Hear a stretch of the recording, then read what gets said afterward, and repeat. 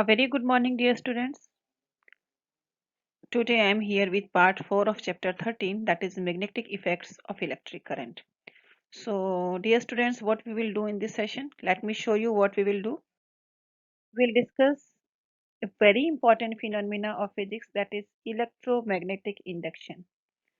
Electromagnetic induction is a phenomena in which electricity can be produced by relative motion of coil or magnet.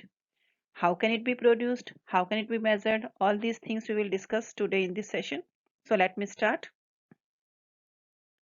Already you know, when a current carrying conductor is placed in a magnetic field, it experiences a force, right? And the force is maximum when the direction of current is perpendicular to the direction of magnetic field. And this force causes the conductor to move, that we have studied. Now the question is, what will happen if a conductor is moving inside the magnetic field or magnetic field is changing around a fixed conductor? Can you imagine what will happen during these situations? It was Michael Faraday who studied both the situations. Okay, and he made a very important observation by discovering how a moving magnet can be used to generate electric currents. Okay, so these observations done by Michael Faraday uh, was named as electromagnetic induction later on, and the same thing we are going to study today. Okay, when we'll study electromagnetic induction, at that time we'll use the term galvanometer. So what is galvanometer? Let me tell you what is galvanometer, and let me show you how does it look like. You can see the galvanometer in the picture. Actually, this is the instrument that is used to detect the presence of a current in the circuit. And here is the picture of a galvanometer. You can see when there is no current in the circuit, the pointer will be at 0, right? And when there is current in the circuit, it will be deflected to left or right. In which direction it will move, it depends on the direction of electric current, right? Here in animation you can see when there is no current in the picture, in the circuit, then the pointer is at 0. And the moment electric circuit is completed and current is flowing in that, the pointer is deflecting, right? So this is galvanometer.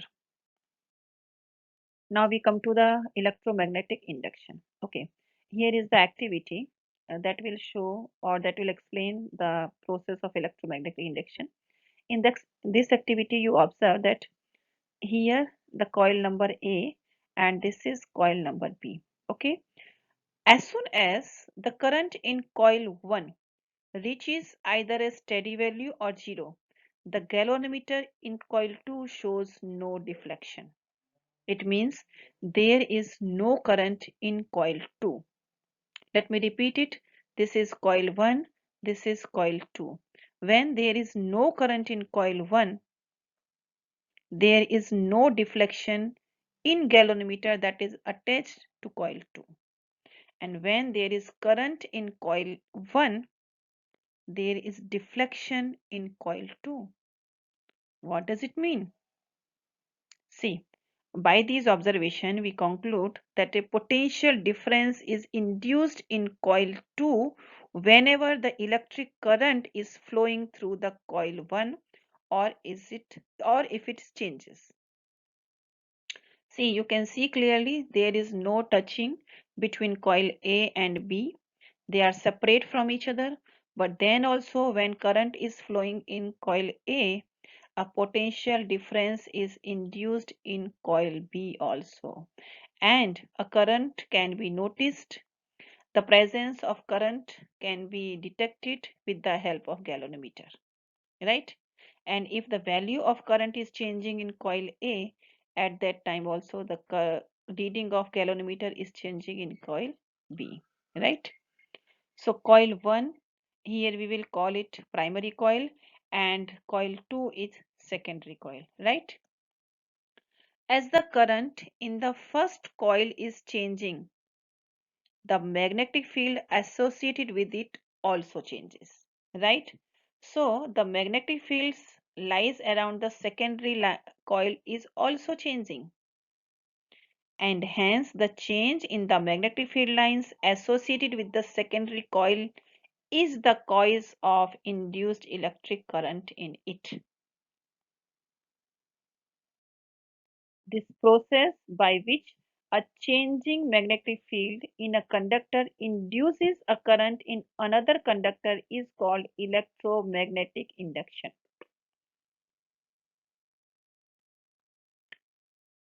In practice, we can induce current in a coil either by moving it in a magnetic field or by changing the magnetic field around it. Means you can produce induce current in a coil by moving the coil or by moving the magnet. Actually, it is convenient in most of the situations to move the coil in a magnetic field. To move the magnet is not that much easy. On the other hand, to move the coil is easy. Here in animation, you can see the coil is moving inside a magnetic field, right? So when we are moving a coil inside the magnetic field, electricity will be produced, right? And that is electromagnetic induction. So let me read the definition of electromagnetic induction for you. Electromagnetic induction is the phenomena of producing an electromotive force across an electrical conductor by changing magnetic field, right? Or simply let me define it.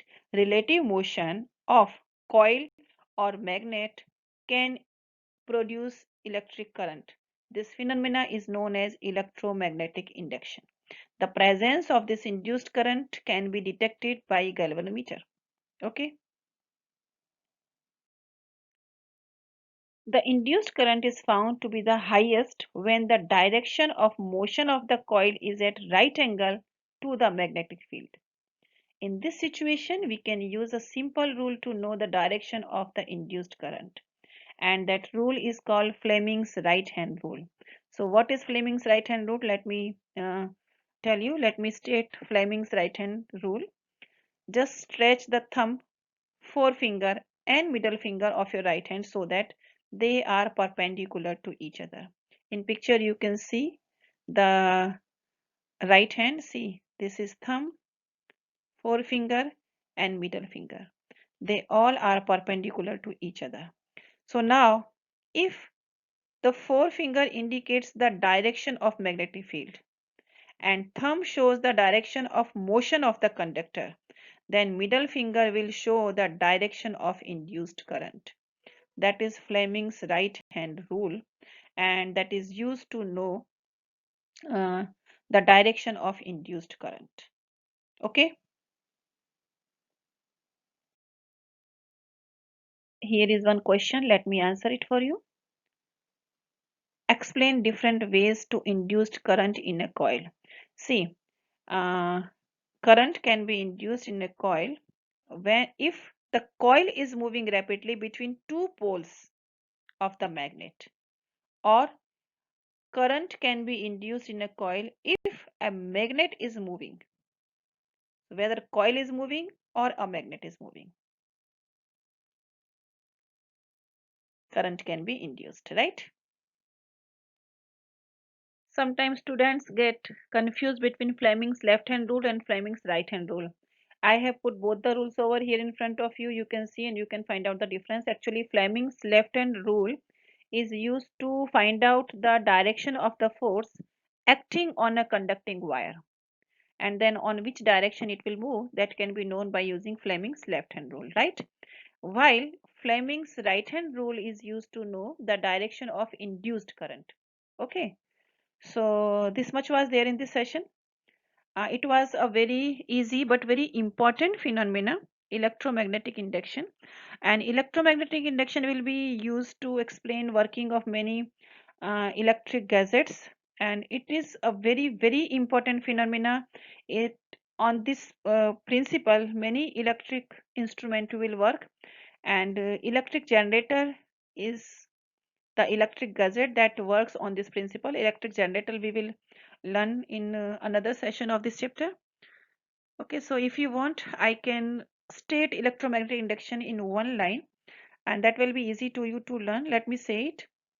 Relative motion of coil or magnet can produce electric current. That is electromagnetic induction. Okay, so thank you students. Now we will meet in part 5 of this chapter.